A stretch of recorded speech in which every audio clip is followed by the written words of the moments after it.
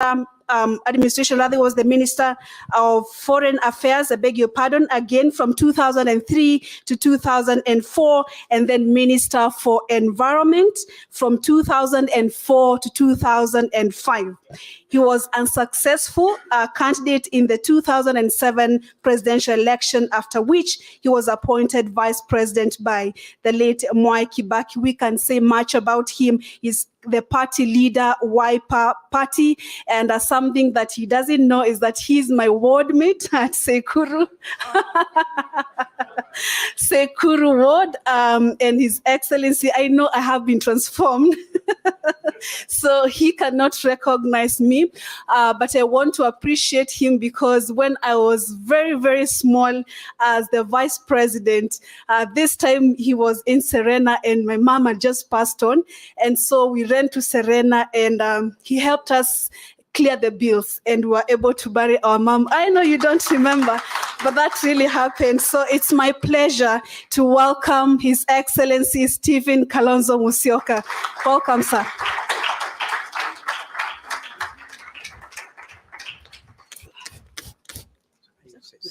Yeah. Well, you see, even from Sekuru, you're beautiful girls. Well, what an afternoon.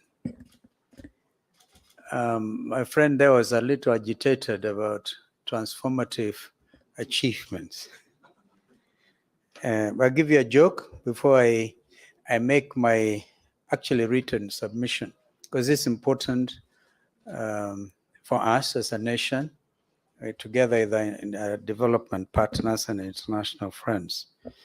A friend sent me a tweet yesterday, and they said, just sample this, because it tells you the state of hopelessness that we are faced with as a country.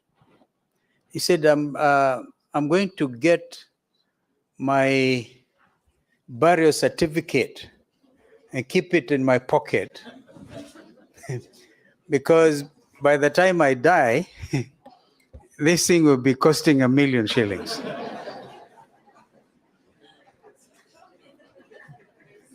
What does that tell you? And yesterday, listening to President Ruto and talk about reality checks, this is the reality of our times. Incremental unemployment. But lest I go astray, let me thank you, Madam Annette Swander, Konrad Adenauer Stiftung. I'm not as good in German as my brother Raila Odinga, and you hear that. And also acknowledge Caroline Kanta, Deputy Director for European and International Cooperation. We set off for CAS, not the Kenyan CAS, we CAS, but KAS. The headquarters in Berlin, as you know, for extending to me this afternoon's invitation to speak to this distinguished assembly. And I thank you, my brother, my senior brother, Raila Amolo Odinga, who is our party leader and our team leader, for agreeing to come and do the closing session. A very high level. And yesterday, Kenya Kwanza team may have, without them knowing or whether it was deliberate, they managed to downgrade this very important assembly because we are all in the printed. I assume before this time these things go out, everybody will have said yes, we'll try and make time available. But if they are represented by my little sister Susan and how you have grown, so be it. So be it. A closer examination, ladies and gentlemen, of the history of caste. They were here. 20th, 1955, by members of Germany's most successful political party, the Christian Democratic Union, CDU, is quite revealing. There was widespread agreement that no party, no man or woman would usurp democratic institutions ever again after the Second World War. There was widespread agreement that the best option for Germany was, quote unquote, a social market economy, a combination of free market capitalism, strong government regulation, and a comprehensive welfare state. The CDU's success can be attributed to two men, Konrad Adenauer, the party's first leader and German chancellor from 1949 to 1963, and whose legacy of freedom and democracy this wonderful foundation Konrad Kass bears. And Ludwig Erhard, widely regarded as the father of Germany's economic miracle, who served as Adenauer's economics minister before succeeding him as chancellor in 1963. Combined with the United States stimulus package to Europe, which was then dumped, the Marshall Plan of 1948, which brought extensive investment to Europe, leading to the war-ravaged continent, indeed then West Germany's resurgence. The embrace of the transformative spirit of national dialogue was at the heart of Germany's post-World War II economic and political success, a model that is studied on a regular basis worldwide. Of course, I was asked to talk about transformative dialogue. I therefore consider today's topic that I've been asked to remark upon, transforming a nation through dialogue, both timely and relevant in light of current events in our country. National dialogues are used as plural, also known as popular consultations or national conferences, bring together representatives from various political parties to discuss issues and challenges associated with the political transition. They have grown in popularity in recent decades as a means of achieving long-term peace and resolving key concerns such as ethnic and religious discord, as well as electoral mismanagement. These national dialogues can be used to build trust, increase participation, and forge consensus among national actors and the civil society in critical political, economic, and social decisions in the aftermath of an election or in the aftermath of a conflict. Guatemala, East Timor, Nepal, the Democratic Republic of the Congo, DRC, Niger, more recently, Mali, and Kenya, Afghanistan, Iraq, and Yemen are among the countries that have conducted NDP's national dialogues in various forms. I have personally mediated national dialogues in Somalia, in South Sudan. In fact, in the case of Somalia, because their problem was ethnicity, clanism. They're all Muslim, all Muslim. But because they belong to small sub-clans, they have been at war with each other since the fall of Siad Barre in 1991. So I said the Mkambo Uko anaitwa clan anaitwa Digli Mirifli, perchance to be able to get them. We did the best we can to negotiate the conflict with Somalia. And as you heard, even as we speak, our men and women in uniform, mainly men, are still in that neighboring country. I also was able to do some work in South Sudan and DRC. In fact, with regard to Burundi, with the late Mwalimu Julius Nyerere, we even imposed economic sanctions to try to get Warundi hawa na Rwanda waishi kama ndugu na dada. It didn't work. Then I realized economic sanctions don't actually work in the majority of these conflict situations. Of course, we did with mixed but mostly positive results. I can state unequivocally that I am a staunch supporter of this mode of discourse in order to prevent political conflict caused by ethnic and religious disharmony, as well as electoral malpractice. You will recall after the fall of the Berlin Wall, Madam Annette, she's in your country, when President Reagan famously told Mr. Gorbachev in Moscow, Mr. Gorbachev, bring down this wall. And with it, the collapse of communism and the bipolar confrontation and then, of course, the end of the Cold War. So the world had expected that we would then all reap what was referred to as the peace dividend, amani kokote. But nobody knew that a new form of conflict was emerging based on religion. So we have now had hot wars based on what people believe. Now, Kenya's national conversations before and after independence arrived with both acrimony and compromise. From the European settlers who petitioned the British Secretary of State for colonies for representation in the Kenya administration in 1905 to the establishment of a legislative council, popularly known as Legico then, and his first all-European sitting on August 17, 1907. My brother Raila is very good with this history. I listened to him the other day when he was launching the Mau Mau Foundation, very detailed on how the Lunatic Express, among other things, brought about change. In 1954, Chief Colonial Secretary Walter Coutts' commission investigated ways for Africans to elect their representatives. As a result, the elections ordinance was amended to allow for the election of 8 African representatives from 8 electoral areas, with the first elections held in March 1957. The Lennox-Boyd Constitution, which increased African seats by 6 and provided for 12 specially elected members to be chosen by Legico, was closely followed by the 1960 Lancaster House Constitutional Conference, which increased Legico seats to 65, set aside 33 for Africans. Does this ring a bell, ladies and gentlemen? We're still wrestling with the Supreme Court advisory on ability to bring into operationalize the 2/3 gender rule.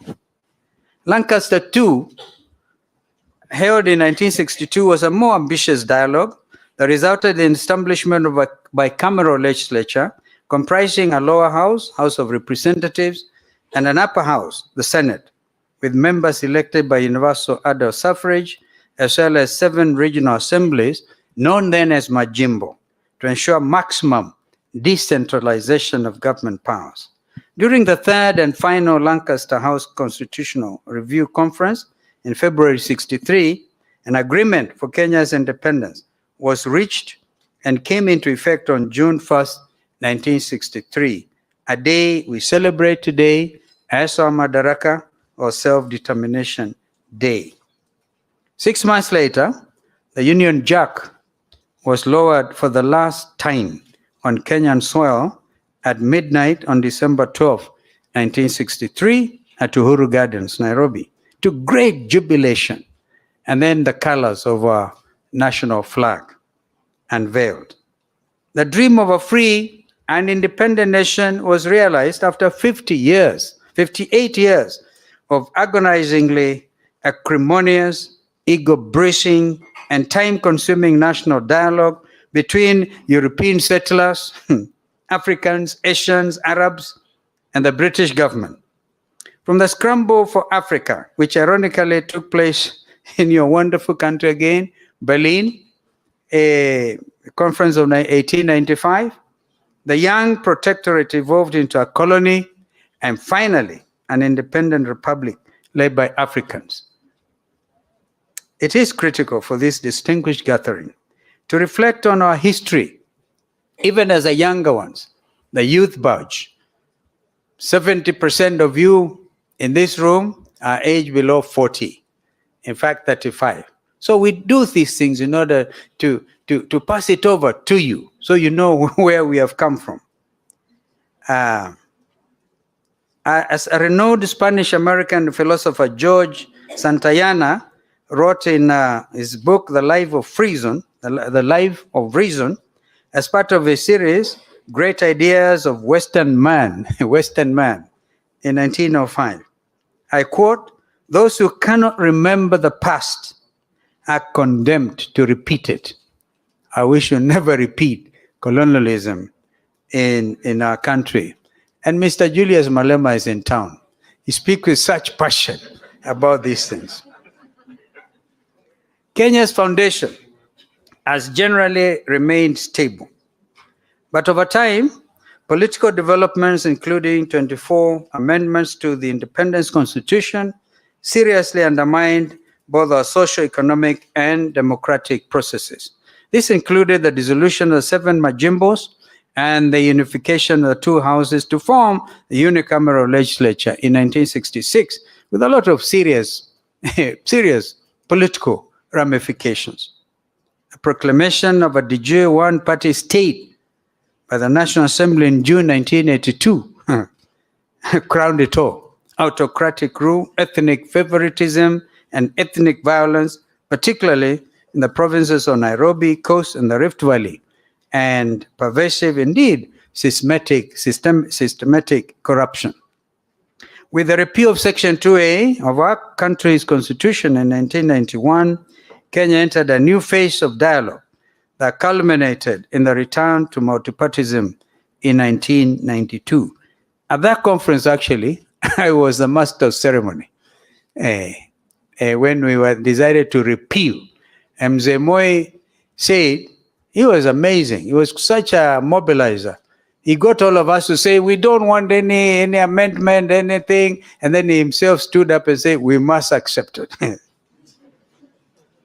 6 years later, in November 1997, the minimum reforms package through the Interparliamentary Group, famously known as IPPG, carried out parliamentary reforms that included amending Public Order Act, Cap 56, to facilitate freedom of assembly, amending Section 33 of the Constitution so that the nomination of members of Parliament was based on party strength and including the opposition's voice in the electoral body's makeup, the IEBC. This had hitherto been the president's exclusive prerogative. The historic victory of the National Rainbow Coalition, and my brother and I were key in this in the general election of December 2002, as well as equally significant concession of defeat by the presidential candidate of the ruling party, then our brother Uhuru Muigai Kenyatta, were, in my opinion, promissory products of the IPPG dialogue. I find it noteworthy that Kenyans were voted at the time the world's most optimistic people before and during the election. This was in accordance with the Gallup International Annual End of Year Survey, which involved interviews with over 67,500 people in 65 countries between November and December of 2002. However, the sentimental optimism was fleeting as several agreements in our famous MOU between the coalition members, all right? And we were signing. My brother Raila and I were on the rainbow side, and Mudi Awori, the late George Saitoti, and then Kibaki and Malwa, and you know that famous thing. Had that MOU document been respected, this country would have grown in leaps and bounds, would have avoided the outcome of the 2000 elections, for example. Was following a High Court ruling, the recommendations made the Constitution of Kenya Review Commission, the CKRC, during the Bomas Constitutional Conference process, which favored a parliamentary system, were discarded. As a result, the public and a section of government officials became dissatisfied with the Mwai Kibaki administration. In a referendum held on November 21st, 2005, Kenyans in 7 out of the 8 provinces overwhelmingly rejected the government-sponsored proposed new constitution. We then used to refer to it as the Kilifi draft. And we used to blame Attorney General Emeritus Amos Wako for that product. My brother Raila and I, again, were in the forefront in opposing it, and then the birth of the Orange Movement. Susan, you remember, that's how you came in now, when the country was divided between bananas and oranges. Over 1,200 Kenyans lost their lives in less than a month following the announcement of the results of 2007 presidential election, where my brother and Kibaki were tough contenders. I was among them.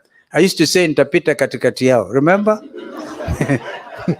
I looked at these two giants And I looked at myself and said, this David fellow, yeah, Kibaki huyu, Raila huyu, nitapita hapo katikati. And actually, to some extent, I did, because because that is how I was able to hold the two of them again. I became the nexus. I became the gum when the country was falling apart. It is particularly noteworthy that my party then, the Orange Democratic Movement Kenya, I used to say, between me and Raila, we didn't even know how to divide the oranges. Because he kept a whole orange, and I kept an orange and a half. So, my own party then, that time, ODM Kenya, negotiated a post-electoral agreement with President Kibaki's PNU that helped stop the violence, at least, before my brother was brought on board by Kofi Annan. And you know, that was a serious conflict. That is what gave rise to Kenyan leaders going to The Hague. And you know them. And sometimes blame the wrong people. I've heard some of them blame Raila. And it's not right at all. I undertook an impossible task of trying to convince the United Nations Security Council to allow us to have Kenyan leaders tried here. And then Kenyans overwhelmingly through local radio stations used to say, don't be vague, go to The Hague. So, under the auspices of Kenya National Dialogue and Reconciliation Committee, Dr. Kofi Annan, the late brother and a real Pan-Africanist, the chairman of the panel of eminent African personalities, was tasked by the international community and, of course, the African leadership to help to resolve that political crisis. And on February 1st, 2008, he brought the late Mwai Kibaki and our brother Raila Odinga to the negotiating table, and where the 4 agenda items were agreed upon, namely, Agenda 1, immediate action to stop the violence and restore fundamental rights and liberties. Agenda item number 2, immediate measures to address the humanitarian crisis and promote healing and reconciliation. Agenda item number 3, how to overcome the political crisis. And agenda item number 4, addressing the long-term issues, including undertaking constitutional, legal, and institutional reforms, land reform, tackling poverty and inequality, as well as combating regional development imbalances, tackling unemployment, particularly among the youth, consolidating national cohesion and unity, and addressing transparency, accountability, and impunity. That was a major agenda, and it was, to a large extent, achieved, except for agenda item number 4. And I must move faster. Agendas 1, 2, and 3 were faithfully carried out. And on February 28, 2008, President Kibaki and Right Honorable Odinga signed the agreement on the principles of partnership of the coalition government. In part, the preamble affirmed, I quote, there must be real power sharing to move the country forward and begin the healing and the reconciliation process. With this agreement, we are stepping forward together as political leaders to overcome the current crisis and set the country on a new path. This agreement is designed to create an environment conducive to such a partnership and to build mutual trust and confidence.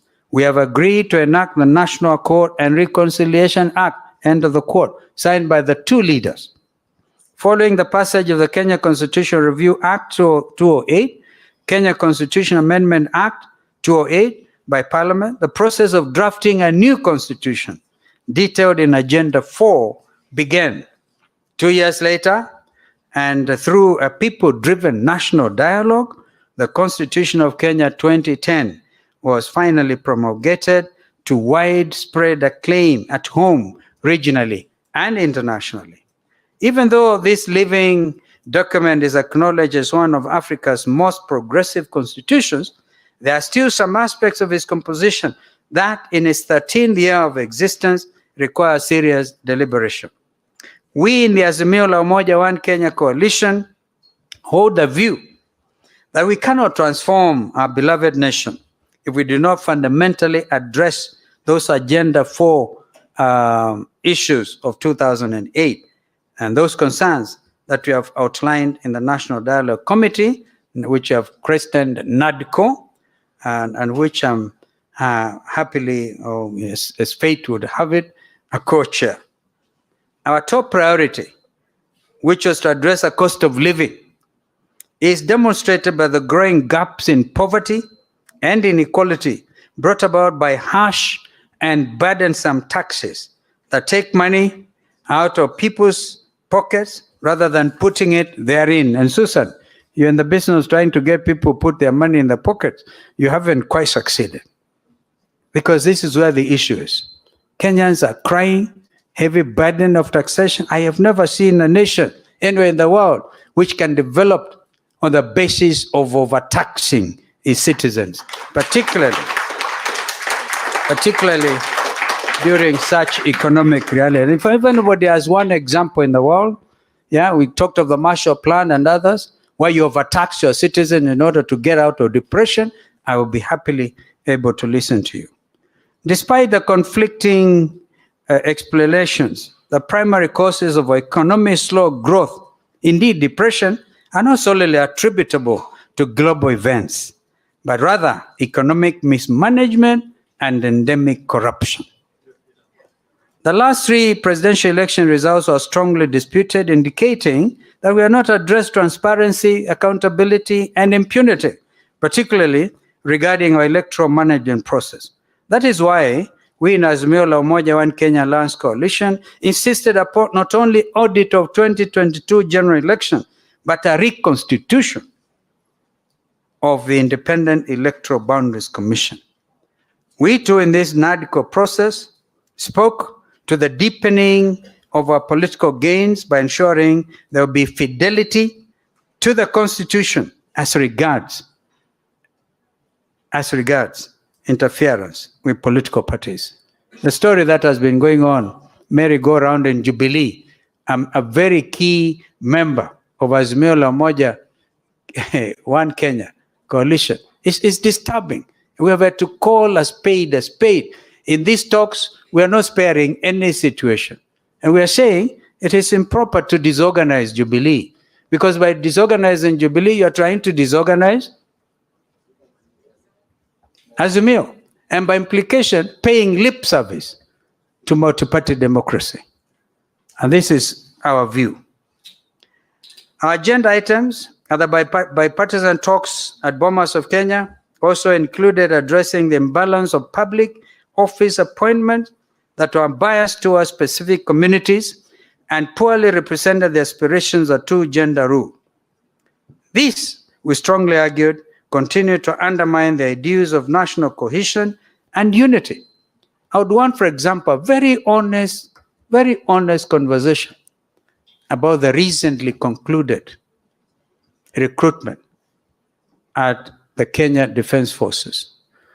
Mukwanja and the rest of you in Parliament, please, if you want to heal this country, and I heard the President yesterday say 80% of recruitment to KDF now will be from National Youth Service.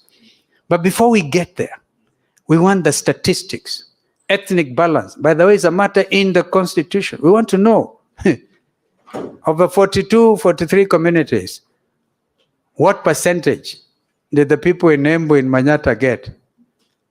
And you will be amazed. And when I go to the conflict in Rwanda after the genocide, in fact, the problem in Rwanda and Burundi is basically this. 84% of the population are Hutus in both countries, and 14% are Tutsis in both countries. At some stage, the whole leadership of Burundi, from the president to deputy speaker, were eliminated because they went through a hugely successful election, where if it is the majority must have their way, and the minority have their say, that happened. But people were hurting. And what happened? Killings.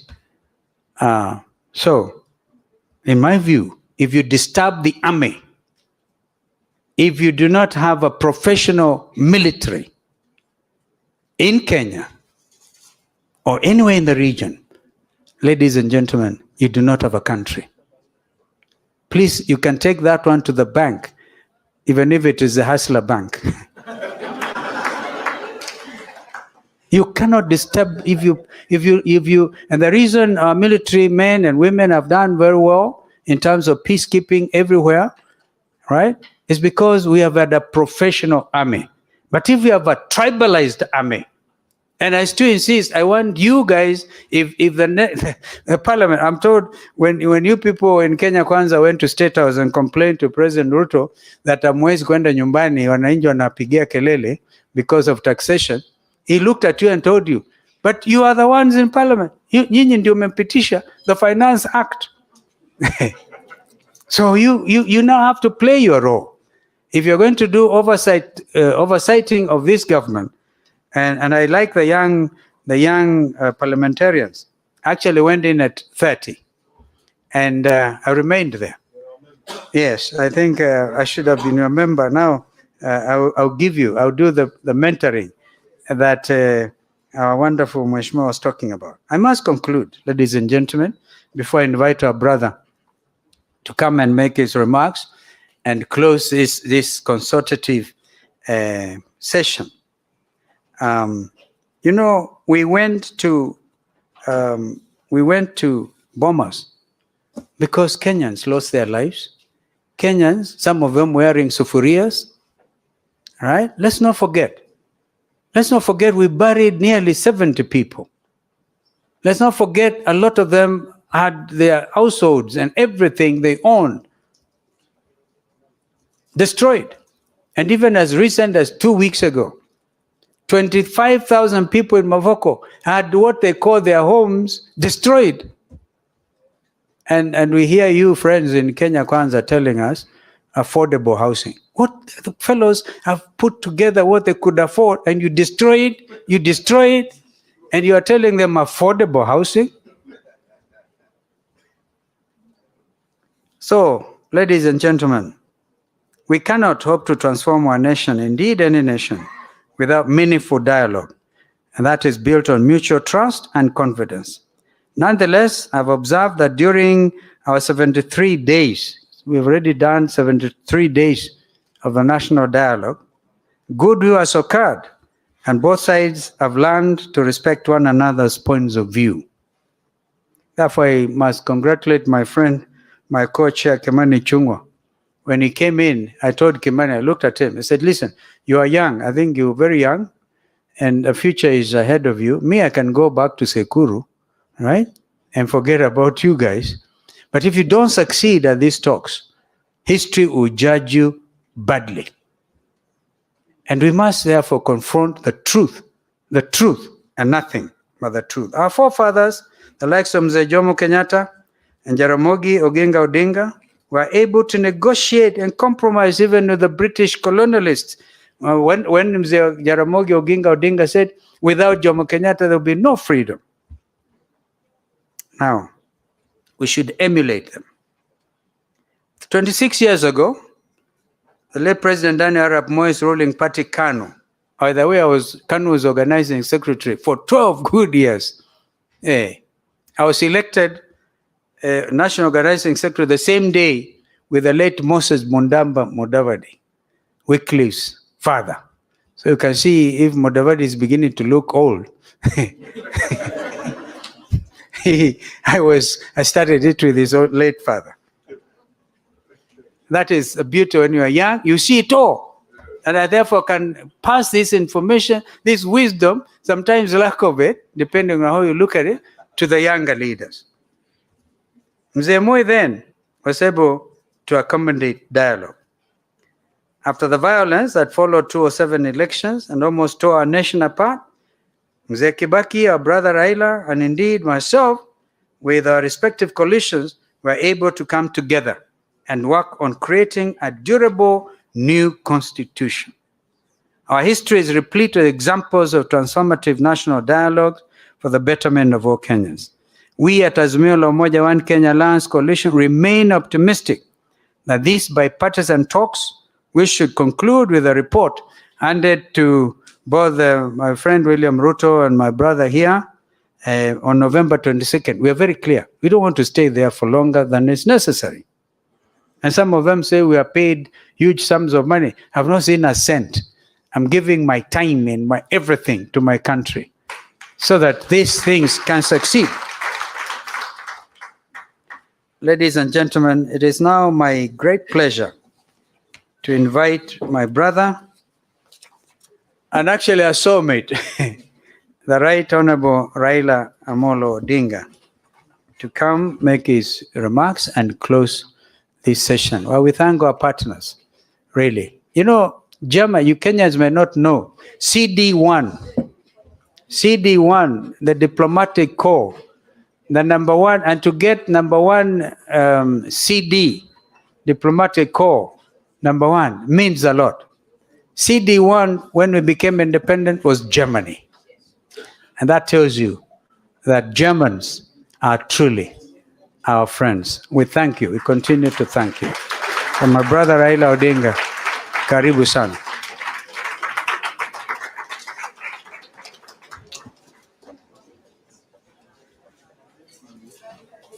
Sorry.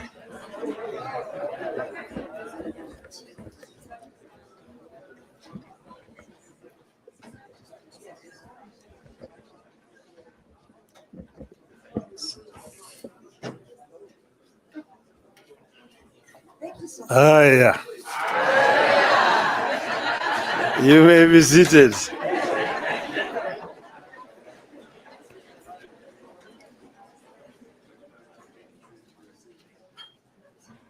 To the Konrad Adenauer Foundation,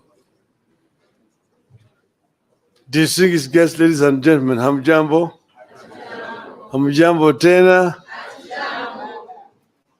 I'm happy to have been invited by Konrad Adenauer Foundation to come and be with you here this afternoon. Dankeschön. That means thank you very much. And I mean, my brother has talked so elaborately about so many things. At some stage, he was talking about desperation in our country, how Kenyans are dying because of lack of food and so on. Then I was telling some other people that maybe death is not a very bad thing. Shakespeare said in Julius Caesar that some cowards die so many times before their death that the brave do not taste of death but just once. And I want to say that death is a necessary evil that will come when it will come, and therefore there's no need to fear death. Then the other day I was talking to somebody else, he told me, you shouldn't really fear death.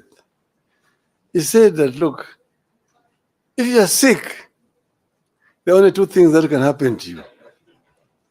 Either you will be treated and you will get well, they have nothing to fear. But if you don't recover, then you die. If you die, there's nothing to fear. Why?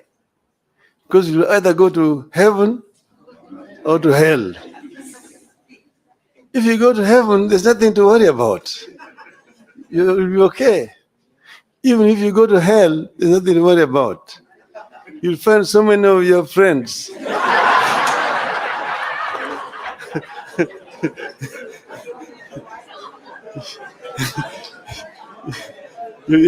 So spend a long time just greeting them. How are you? How are you? Before your time for the fire comes. So therefore, don't fear. You have nothing to fear as Kenyans. We will succeed in the long run.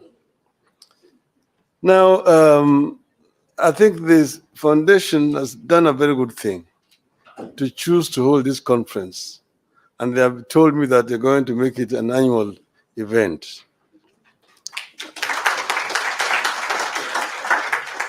So it is my real pleasure to speak to this distinguished audience at a time the country is undergoing profound challenges with no end in sight. My task is to share with you the alternative economic pathways proposed by the Azimio la Umoja One Kenya Coalition Party for the people of Kenya. I will do that with pleasure. But before I do that, let me thank the Konrad Adenauer Foundation, Stiftung, as it's called in German, for putting together this conference on the subject of transforming a nation. It is proper that a foundation that bears the name of the man who presided over the reconstruction of Germany after the Second World War should get us together so that we can discuss our own reconstruction. I happen to have been in Germany during its days of reconstruction and transformation, and I can say two things without fear of contradiction. First, transforming a nation takes hard, dedicated, and honest labor of leaders and citizens.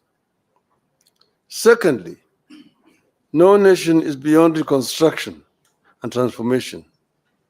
All it takes is leadership.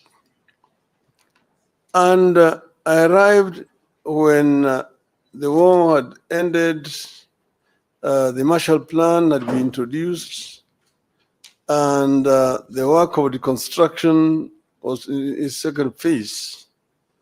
I found when Konrad Adenauer himself was still the chancellor. And at that time when he arrived, when you went to Germany, and then you went to Britain and France, who are part of the victor powers, you'd think that it was Germany that won the war, and those countries had lost the war. But Germany had been devastated. Most German cities were bombed, some of them nearly to the ground. There's a city in the eastern part of Germany called Dresden. Dresden was razed almost to the ground by the British, basically, at the time when, in fact, the war had ended. But because of the anger, what had happened, bombing of London and so on, it was a revenge bombing. But the Germans reconstructed. And at that time, West Germany was the strongest economy in Western Europe. And East Germany was also the strongest economy in Eastern Europe at that time. That was basically because of hard work. I want to say that a year after our election, if you ask Kenyans, are you better off today than you were at the time, this time last year? The answer will be obvious, that we are in a deep hole. Failing policies and grim economic prospects. There's a devastating loss of trust and confidence in our economy, our financial markets, and our government. We are caught in a cycle where reduced spending power leads to loss of jobs, which leads to even less spending, where the people can't borrow because rates charged are too high, yet lack of borrowing slows growth and leads to even less credit. Credible data collected and published by the government confirms all this grim news. And this meeting is taking place as a day after the State of the Nation address by the President. I'm going to try to answer some of the things that he said yesterday. But this is not a response. At the Hustler Fund, which was supposed to support households and micro enterprises, default on payments at a higher rate and higher rate than those at the commercial banks, SACCOs, and microfinance. Out of the Hustler Fund's outstanding, that is 10.2 billion shillings worth of loans in the last 9 months, 29% is deemed to be portfolio at risk, implying it has not been serviced by the borrowers as per agreed schedule. This means that borrowed amounts worth about 2.9 billion shillings in HASA fund loans fall in the category of non-performing loans. Job cuts are back to the rate where they were during the COVID. According to the CBK survey, more than a quarter of chief executives expect to cut jobs before the end of the year because of increased operating costs and softened demand for goods and services, setting up families for a gloomy festivities period. The Central Bank of Kenya is a survey that targeted CEOs of more than 1,000 private sector firms through online questionnaires shows that 26.3% of those surveyed expect to cut their workforce between now and the end of the year, while 63.5% will not be hiring any new staff. At the Nairobi Security Exchange, some 6,256 foreign investors fled in the last 9 months. This is 42% of foreign investors in the country. This exodus is a result of the rapid but unstable tax policies that are scaring away foreign investors and leading to low revenue collections.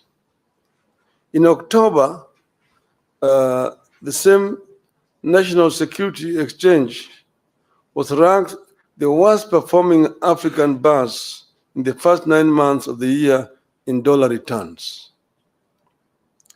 Investors prefer a country with a stable taxation policy, a stable currency, and a growing economy. The current regime is changing tax policy frequently, mismanaging the shilling, and weakening economic growth. Kenyans are ditching mobile payments. A number of local SMEs using payment methods such as pay bills and Lipa na M-Pesa are now asking their customers to use cash when paying for goods and services to avoid taxation. Fuel consumption fell rapidly between January and June, dropping to the lowest levels in the more than 5 years. Up to 85% of firms are not paying corporate taxes. At least 8 in 10 companies in Kenya did not pay taxes on earnings last financial year. This signals a tough economic environment that hit sales, prompting some businesses to scale down operations. The Kenya Revenue Authority, KRA, missed its revenue target for the first quarter of the current financial year by 79 billion Kenya shillings. Of course, the story of the Kenya shilling on a free fall bears no repeating. It is obvious to everybody. From 120 to the dollar to now 159. I could go on, but I beg to stop there so that we can get into what Azimio thinks. The fact is, many Kenyans are both anxious and uncertain of what the future holds. The country is going through a recipe of policy mistakes, failures, and shortcomings served in an authoritarian, paternalistic leadership style. Nobody in government cares about building broad public support around these programs. Everything is forced down everyone's throats. In the run-up to 2022 election, we warned that the sectors of every economy are intertwined, and you cannot benefit one sector by denying the other. We warned that Kenya Kwanza was never going to help the hustlers by robbing the rich and the middle class. In the wake of the Finance Act of 2023, we warned that no nation can ever tax its citizens into prosperity. We are concerned that it is getting too late to change the course. We fear that consequences of the foundation laid in the first year of this administration could linger for years if nothing is done. Our country could lose the competitive edge that it has always had in the region and sub-Saharan Africa. This bad situation could easily get out of hand. What is to be done? For us in Azmio, reduction in the cost of living is a priority economic imperative. This will be achieved by providing some basic relief to citizens, including reduction of taxes and stimulating production. To release resources to achieve these objectives, government must cut the budget by an estimated 500 billion shillings. The current policies have hit low-income families particularly hard. These are the same low-income families that the administration promised to lift up. These families spend more than 40% of their income on food. They deserve and require relief. In particular, we must cut fuel taxes and raise social welfare payments. At this time of duress, we demand tax cuts, not increases. Kenyans need to see their taxes go down, not up. We believe the current taxation regime is not sustainable. We warned at the beginning that beyond a certain point, increasing taxes leads to lower collection. It has become real as Kenya Revenue Authority misses one revenue target after another. Tax on fuel is up, but fuel levy collection is down. We were doing this as a result of our experience when we formed government under NASA. Under NASA, we found an economy that was stagnant, and the growth was negative. Revenue collection was very low, and the Paris Club had actually clamped down on the government. So the government was actually just limping. And when we came into government, what we did was to address the two sides of the balance sheet, income and expenditure. We found out the government was collecting 200 billion shillings of all that was being collected. We looked at the sources of revenue, customs duty, income tax, the VAT, and so on. And then the other side, expenditure, how they were procuring. You looked at revenue officers, those officers in the customs, in the income tax department, in the VAT, and procurement officers in all the ministries. They were the boys in town.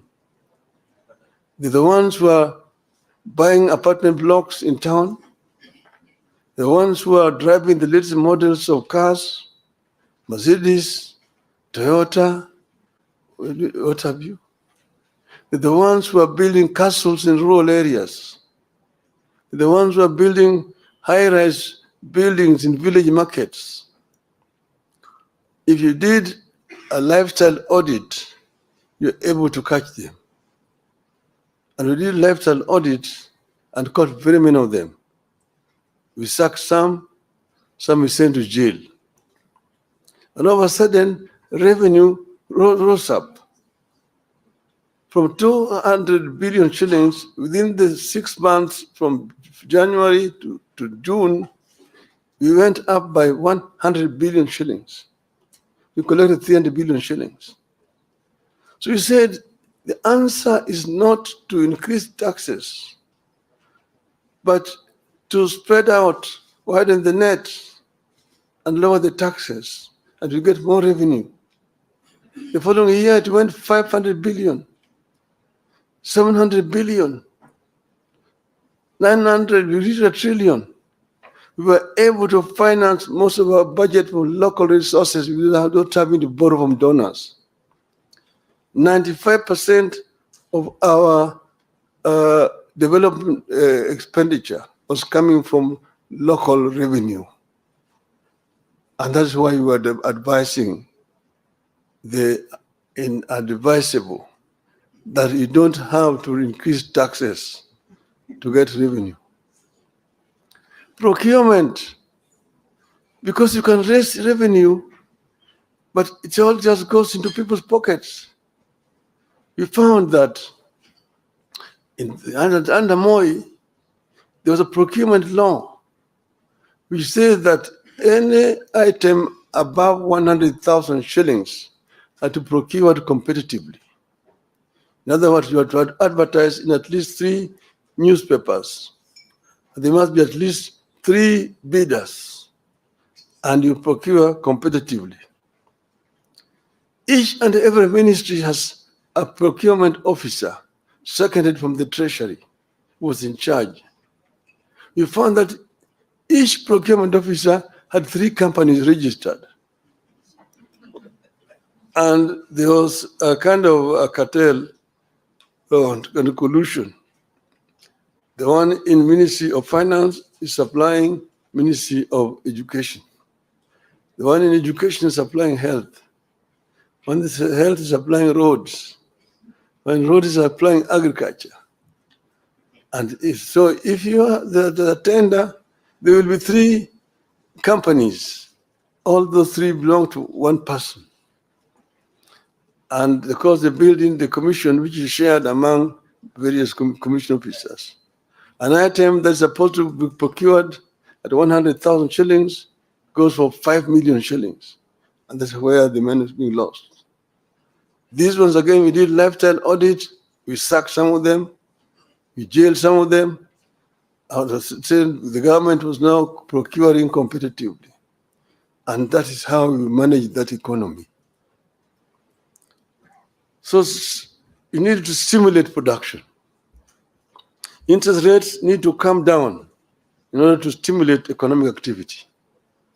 This is particularly urgent and critical, given that in the Finance Act of 2023, the regime is pursuing higher spending and taxes for the next 2 years. Businesses will obviously pass the costs to consumers, worsening the cost of living further. We needed to invest in direct relief to individuals through programs that put money directly into the people's pockets, which is why we asked the Kenya Kwanza to continue with and expand the Kazi Mtaani program. And it can be expanded the way we did it ourselves there, Kazi kwa vijana, to the rural areas as well. Investment in labor-intensive programs like road construction, rural water systems, afforestation, and so on. This has proven over the years to yield positive results. We believe that putting money into construction of schools' infrastructure would yield better returns than the construction of houses through taxation. Kenyans deserve a raise in the average minimum wage. We should also stop mismanagement of public finances. The country must embrace better fiscal discipline. We do not have to increase our budget in order to look important. State Department with overlapping functions need to be scrapped. Why do we have coordination of international development partnerships at both the Deputy President's Office and the Ministry of Foreign Affairs, complete with budget lines, while the National Treasury also runs an external resources department? At the same time, we need to stop duplication of devolved functions at national level. You have a situation where the national government is competing with the counties in several other functions which are constitutionally devolved, like health, like agriculture, like water, and so on. Why should the national government be the one procuring fertilizers and distributing it to the county government when agriculture is devolved? How about drugs and so on? A few weeks ago, the controller of budget told the country that the National Treasury over-budgeted salaries of state officers, including hers, by 3 times, leading to the loss of over 1 billion shillings. The controller of budget detailed how the Treasury has been over-budgeting salaries of senior government officials through the consolidated fund services. So far, nobody has been made to bear responsibility for this budgeted corruption. We know very well that regional authorities duplicate county functions. Where do we retain them? Complete with budgets.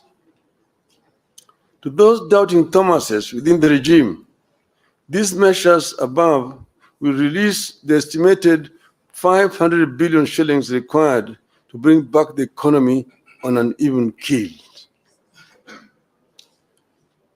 Realistic debt management. Currently, Kenya is caught in a debt rut where it has resorted to borrowing more to repay debt. It makes no sense to us to borrow more to repay debt when debt is already too high. It amounts digging when you're already in a deep hole. Our position is that the National Treasury ought to ask creditors to push up payments falling due to a future date rather than keep paying it. This is what people do when they have a crunch in their finances, but know they can pay later when their income is higher. Rescheduling debt is not at the same time as the same thing as debt default. People default when they are bankrupt. Kenya is not bankrupt. Kenya should not default. By rescheduling debt payments falling due, the government can forgo punitive taxes and create room for critical social and economic spending. In conclusion,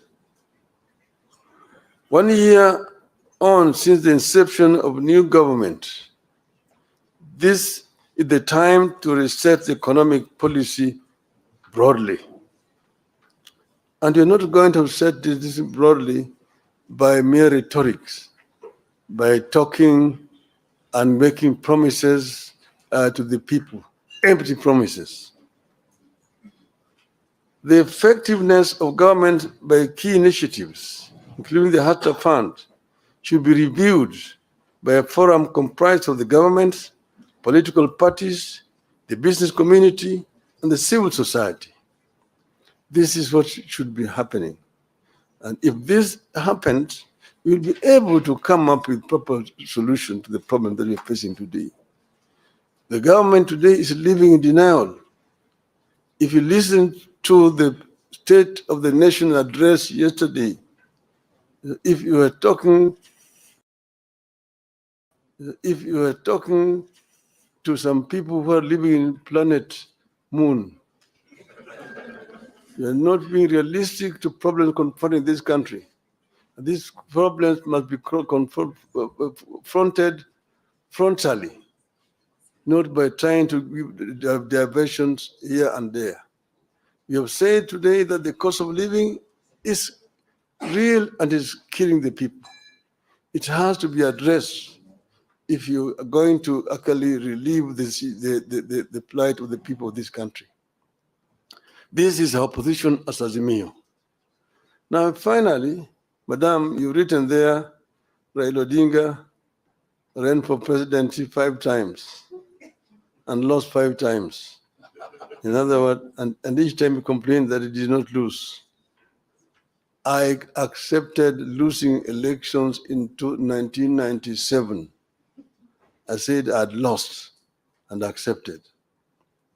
In 2007, the jury's out there. Everybody knows what happened. 2013, everybody knows. 2017, people know. 2022, some of you are around in the country.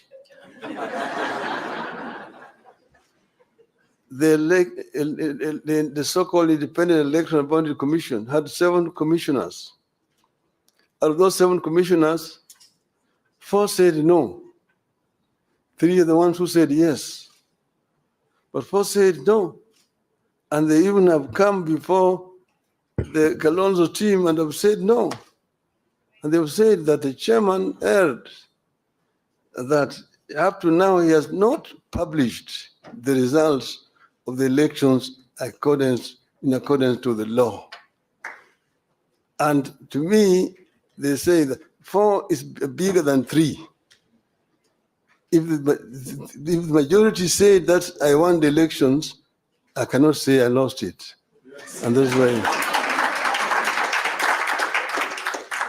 irrespective of what the Supreme Court said, I thank you very much.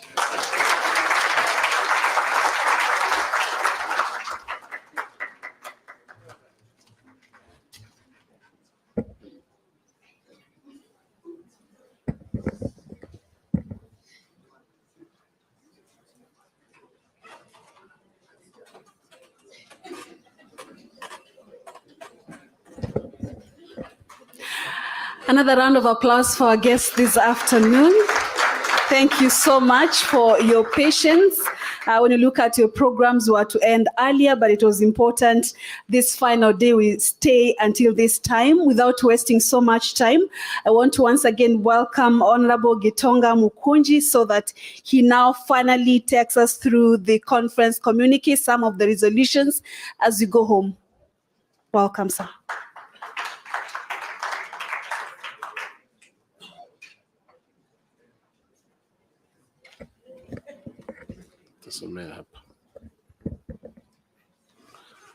All right, thank you very much. Before I read the communique, I have seen some members of parliament who have joined us, and I would like to recognize them. I have seen Honorable Jared Okello. Please just wave to the congregation. That is a member of parliament, Nyando. I have also seen Honorable Junet Mohammed. He is a minority whip and the member of parliament, Suna East. I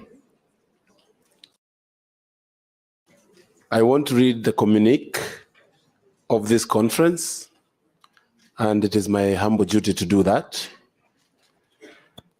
Transforming a Nation Conference Communique. Date November 10th, 2023, in Nairobi, Kenya. Konrad Adenauer Stiftung, KAS, a distinguished German political think tank close to Christian Democratic Party with a presence in over 120 countries worldwide, spearheaded the Transforming a Nation Conference held on November 9th and 10th, 2023 at Nairobi's Radisson Blu Hotel in Upper Hill.